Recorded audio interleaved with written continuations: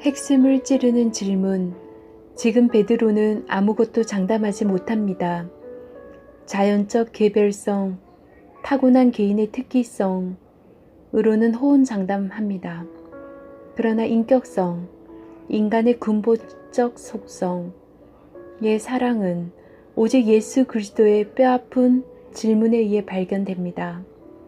베드로는 일반인들이 훌륭한 사람을 존경하는 차원에서 예수님을 사랑했습니다. 이러한 사랑은 기질적인 사랑으로서 개별성까지 깊게 닿을 수는 있지만 인격의 중심부까지는 닿지 못합니다. 참된 사랑은 결코 큰 소리치지 않습니다. 예수님께서 사람 앞에서 나를 시인하는 자마다 라고 말씀하셨는데, 이는 말로만 사랑을 고백하지 말고 모든 행위로 고백하라는 뜻입니다. 자신의 간교함에 대해 아파한 적이 없다면 아직 하나님의 말씀이 우리에게 역사하지 않는 것입니다. 하나님의 말씀은 죄가 주는 그 어떤 아픔보다 우리를 더 아프게 합니다. 오히려 죄는 감각을 무디게 하기 때문에 점점 아픔이 줄어듭니다. 주님의 질문은 우리의 감정을 더욱 예민하게 해서 상상할 수 없을 만큼 우리를 아프게 합니다. 주님의 말씀은 양심적인 차원뿐만 아니라 가장 깊은 인격적 차원까지 우리를 아프게 합니다. 그 말씀은 심지어 혼과 영을 찔러 쪼개기까지 하므로 거짓이란 있을 곳이 없습니다. 그러므로 주님의 질문을 감상적으로 받을 가능성은 없습니다. 주님께서 직접 말씀하실 때는 그 아픔이 너무나 커서 당신은 멋진 말을 할 수 없습니다. 주님의 말씀에 합당하지 않는 모든 것들은 고통을 당합니다. 주님의 자녀에게 하나님의 말씀으로 인한 고통이 임하는 것은 결코 실수나 우연일 수 없습니다. 아픔의 그 순간이 사실은 위대한 계시의 순간입니다.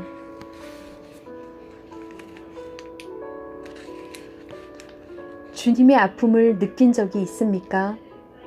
당신의 내면 가장 깊숙한 곳까지 주님의 아픔을 느낀 적이 있습니까? 마귀도 결코 그곳까지는 아픔을 줄 수 없습니다. 물론 죄나 사람 사이의 애정도 마찬가지입니다.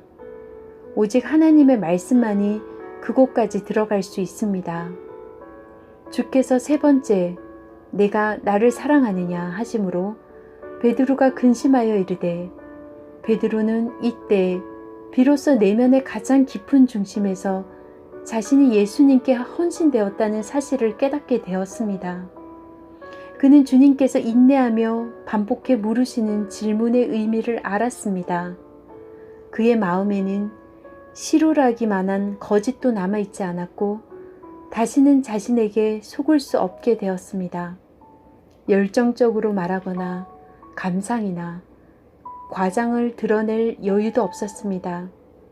자신이 얼마나 주님을 사랑하는지를 깨달았던 놀라운 계시의 순간에 그는 이렇게 말합니다. 주여, 주께서 모든 것을 아십니다.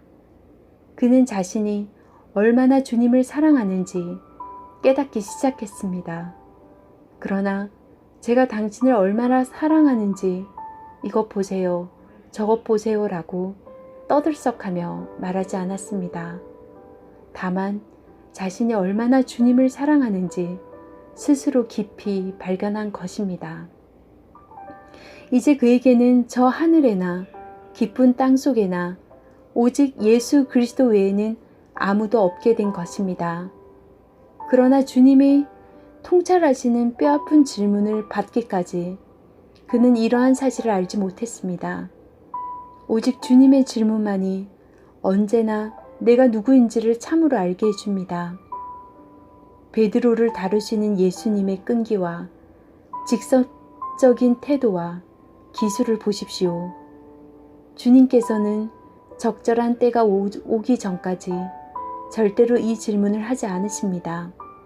거의 드물게, 아마도 한 번, 주님은 우리를 피할 수 없는 곳에 데리고 가셔서 꿰뚫는 직선적인 질문으로 우리에게 고통을 가하십니다. 그러면 우리는 그 어떠한 고백보다 훨씬 더 깊이 주님을 사랑하는 자신을 깨닫게 될 것입니다.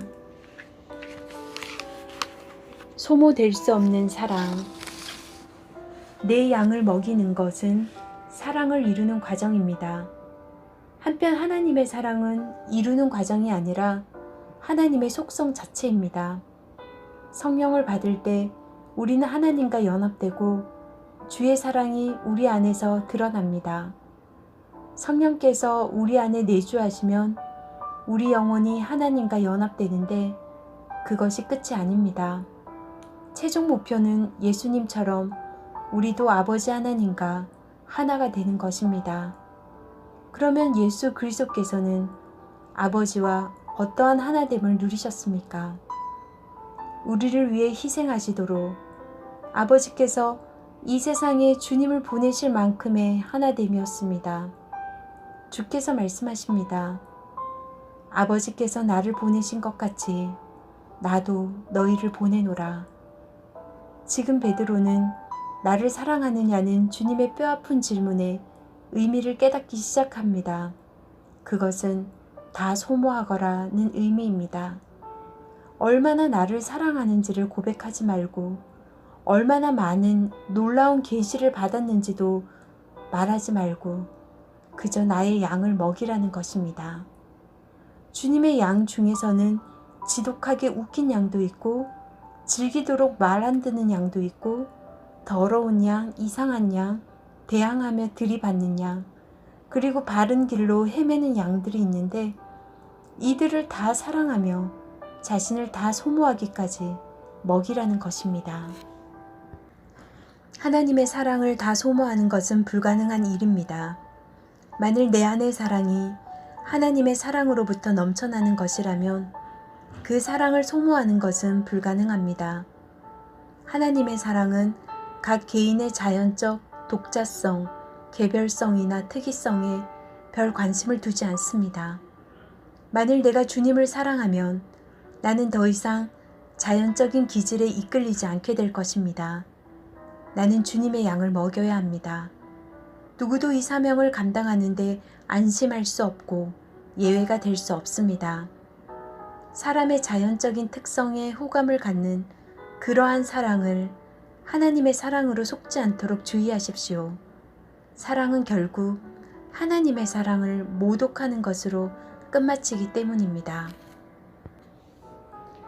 유용성을 고려하지 마십시오.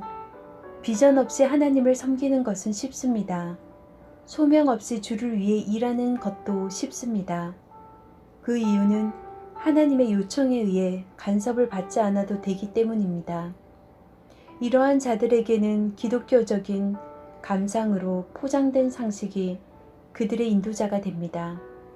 하나님의 소명을 깨닫지 못하더라도 더욱 창성하여 성공할 수 있고 여유도 누릴 수 있습니다.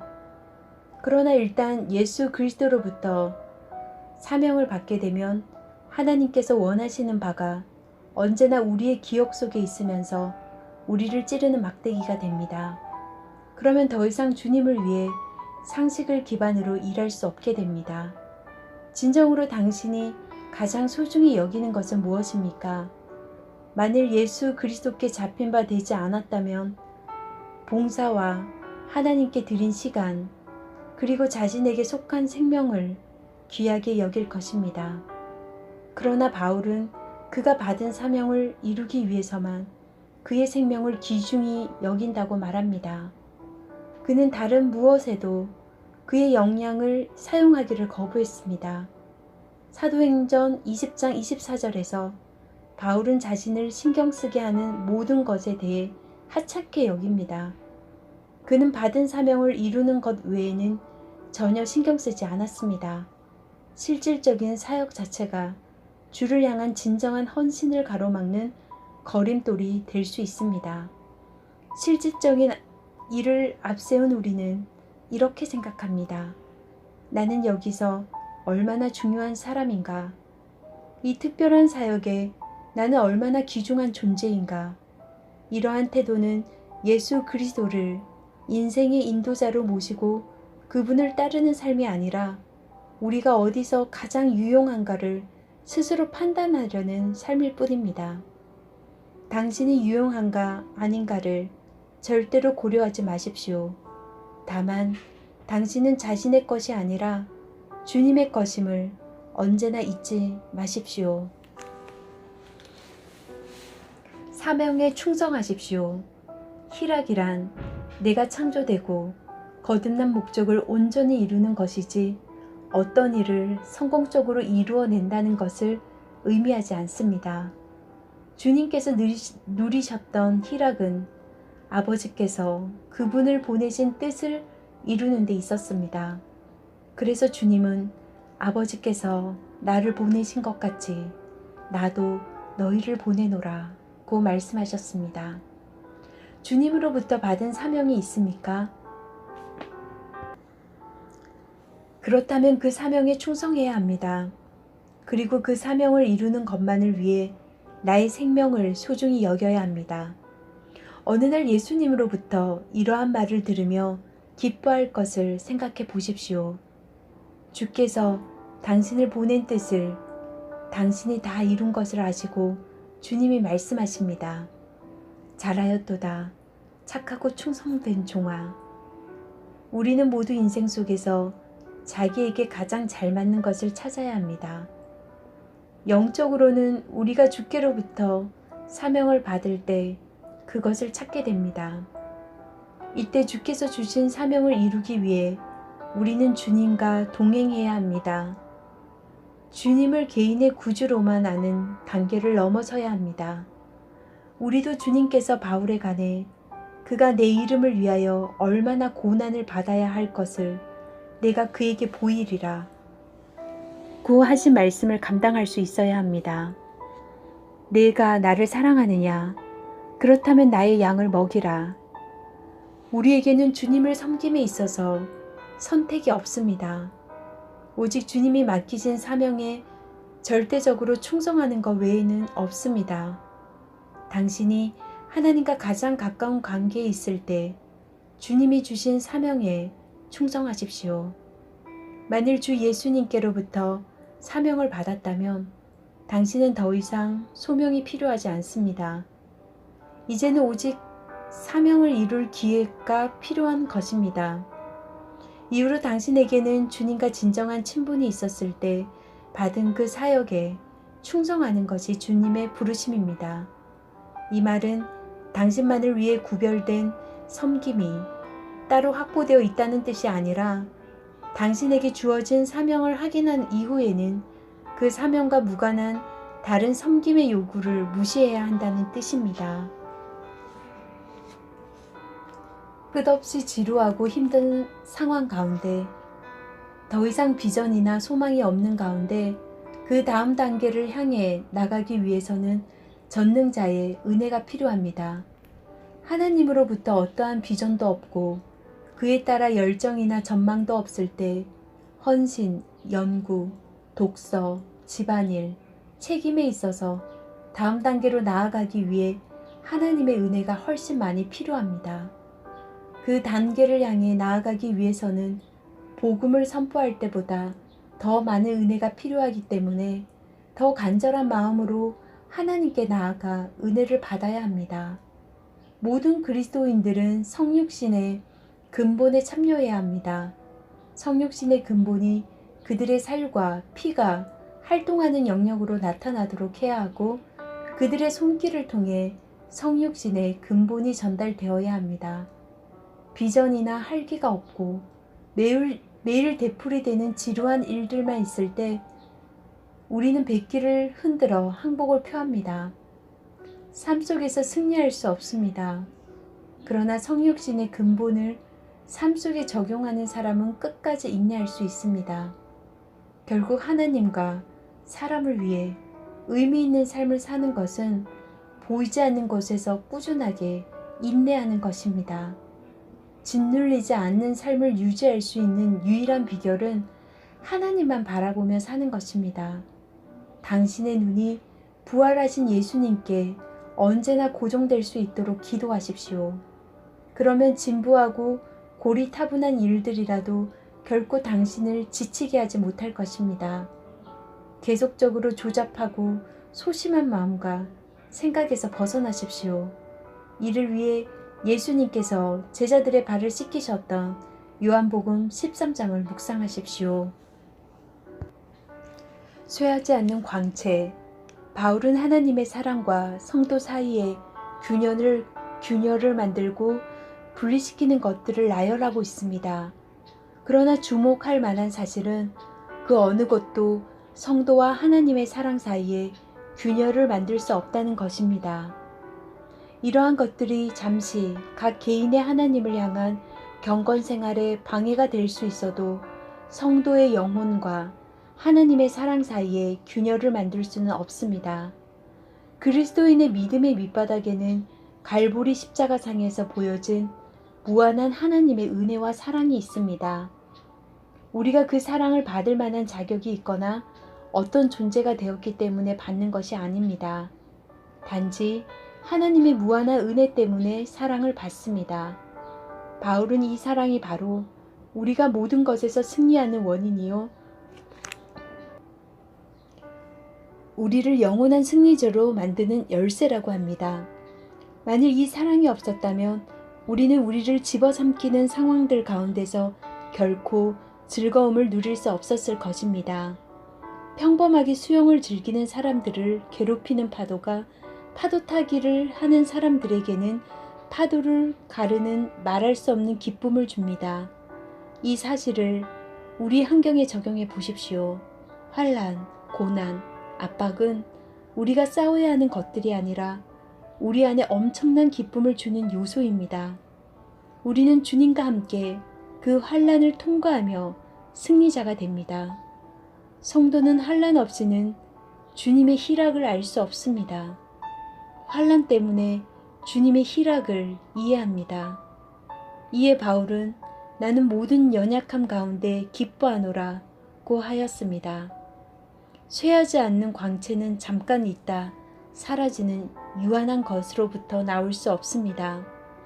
오직 변함없는 영원한 하나님의 사랑에서 나옵니다.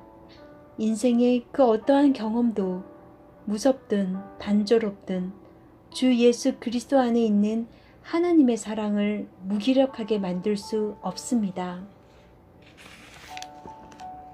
제거된 생명, 죄를 멀리할 뿐만 아니라 사물을 보는 전반적인 견해가 바뀔 때까지는 우리는 예수 그리스도와 연합한 사람이라고 말할 수 없습니다. 하나님의 영으로 위에서 난다 는 뜻은 전에 붙잡던 것들을 다 내려놓아야 하는 것을 의미합니다. 특히 거듭남의 처음 단계는 모든 위선을 제거하는 것입니다. 주님께서 우리에게 내어놓기를 원하시는 것은 선행이나 정직, 노력이 아니라 참으로 지독한 우리의 죄성입니다. 주께서 우리에게서 가져가시려는 것은 바로 그 죄성입니다.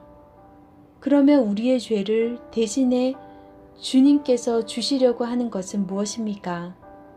참으로 완전한 의입니다. 우리는 뭔가 된 것처럼 행동하는 위선과 하나님께 쓸모 있는 존재라는 착각을 제거해야 합니다. 그 후 성령께서 우리에게 더 제거해야 할 것을 보여주실 것입니다. 그것은 모든 면에서 나 자신에 대한 주장과 고난을 포기하는 것입니다. 내가 소유한 모든 것을 포기할 의사가 있습니까? 내가 사랑하는 모든 것들을 오직 주 예수님의 죽음과 하나 되기 위해 내려놓을 수 있습니까?